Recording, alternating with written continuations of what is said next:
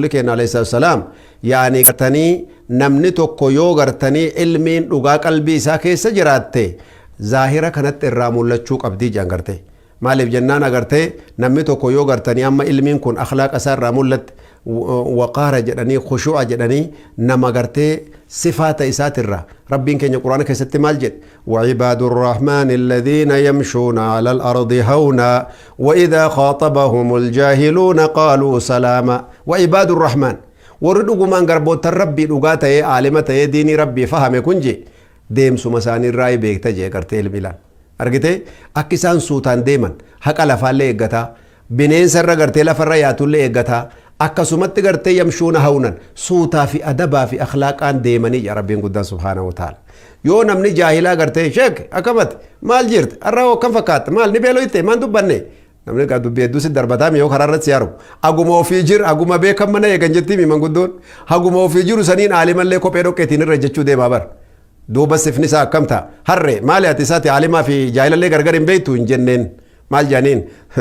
nagoon fayyumaa miijaa bira dabranji qaaluu salaama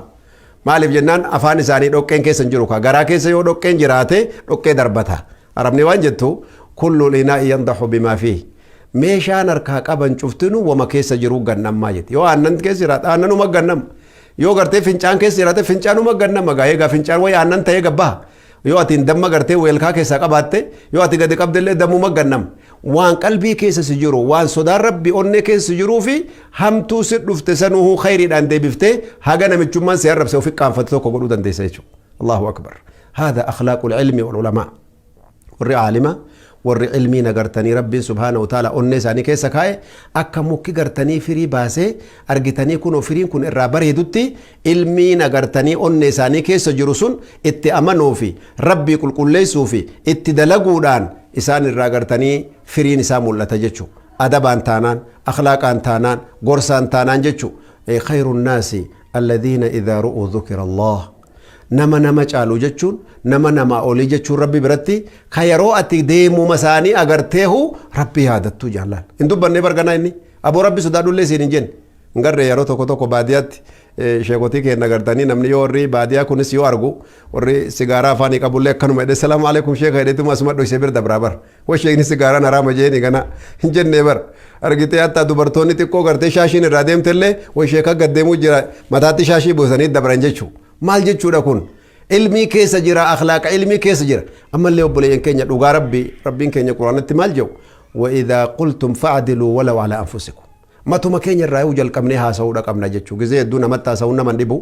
yoo ofirraa haasawan xiqqoo dubbiin dhugaa namarraa mul'atte akkuma manguddoon baantu yoo gartee quba tokko nama qaban sadii kun osittas garagalee jira ati hoo akkam jirta siin jedhaa jira marroo sadii jechuu takkittii nama qabdu san dhiisi sadan sittas garagalte kana laalii jaan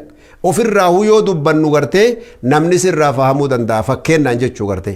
yoo ilmii tana obboleeyyan keenya dhugumaan onnee keessa jiraatte itti dalagdee sodaan rabbii onnee keessa si jiraate jechuu osoo atin dubbanne namummaanuu gartee akkanumas si arguudhaan gama rabbii deebii astaghfirullah jedhu waan hojjetaa jiru sana haa dhoysu kafarsoo dhugaa jiru haa dhiisu yoo silaa dubbatte hoo irra caala jechuu gartee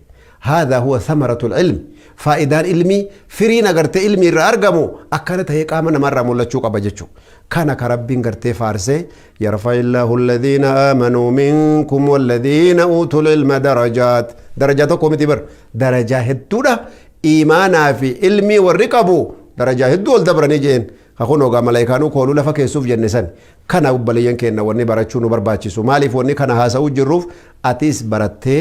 عالما سنتهو دنديسا قوني كن سندبريني الرافاي دي فدو جچوراي امام ابن حزم كجدا متوكو ابو محمد كان جدان رجال الاندلس ورغور قدار بكما ورمان تنغرتني اسبهان جداني كونو اما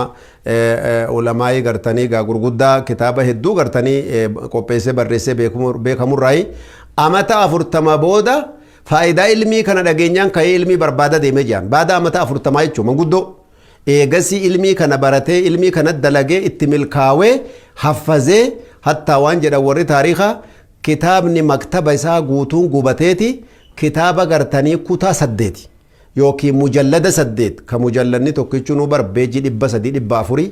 kitaaba akkasii gartee mujallaa 8 mataarra allafee katabe jira fil ahkaam وفي الحرام وفي الحلال وفي الطهارة وفي الواجب وفي السنة وفي النجاسة وفي كل أبواب الفقه علمي قرتي فيكي كنا أكسي قرتني متى رابر ريسي جان قرتي كون هندي قرتي بعد قرتي متى فرتما دقي برات الرأي كنا فاربني مال جدا من جد وجدا نمني تتافتي هدفه في مرتي وفي نمرة قبها جان قرتي kanaaf nuti illee yoo ilmii tana baranne obboleeyyan keenya quraanuma kanarraa yoo jalqabne agartanii rabbiin subhaanahu wa ta'ala faayidaa guddaa nuu kenna jechuudha. Amma fakkeenyaa ganda tokko tokko keessatti rabbi isinirraa haa jaallatu namni darasaa teessifachuu jalqabeeti akkasuma agartee sheeka qubsiifachuu jalqabeeti ilmii tana barachuu qabna jeeti namni hedduun agartee tattaafataa jira waan nama gammachiisu irraa agartee naannawa kutaa keenya Oromiyaa keessa ka deeme hedduu hattaa Finfinnee keessatti dhiyoo tana markaza keenya agartanii markaza Ibaadur Rahmaan jedhanii kun achi gara Ayyarxeenaa san markaza hedduu babbareedaa jira ka akkanaa kun agartee amma darasoota teessifachuu fi argitanii ulamaa'ii agartee teessifachuudhaan darasoonni illee agartanii ganda qariyaa galtu kan ilmaan qaraasifti ijoollee isaanii qaraasifti diini rabbii kana barsiisaa jirti jechuu garte subhanallah kana wajjin garte yoo kana irratti wal gargaaran ilmiin baratamaa deema mana kana dukkanni keessa baqataa deema jechuu quraani rabbii kun yoo keessa qaraamu arruma galgala kana ilmiin darsiin manatti jalqabame faayidaa guddoodhaan dhufa jechuu rasuulullaahi sallallahu alaihi wasallam maal barsiisan بيت يقرأ فيه سورة بقرة لا تستطيعه البطلة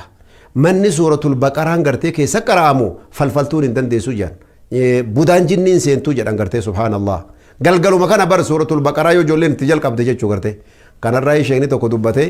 نمني زمانا الرأي شود كاتي جل قبي جراجي مالف جنان سورة البقرة من نيوت قرامي ما شاء الله شيطان نسيرو جنان ريكورد مغا قبي سورة البقرة تي في رتباني برادي ماجي يا أخي شيخين تي في راكار وسم منو في كراو جرا يو كان باب مسجد أتي مسجد كراو جرا ماله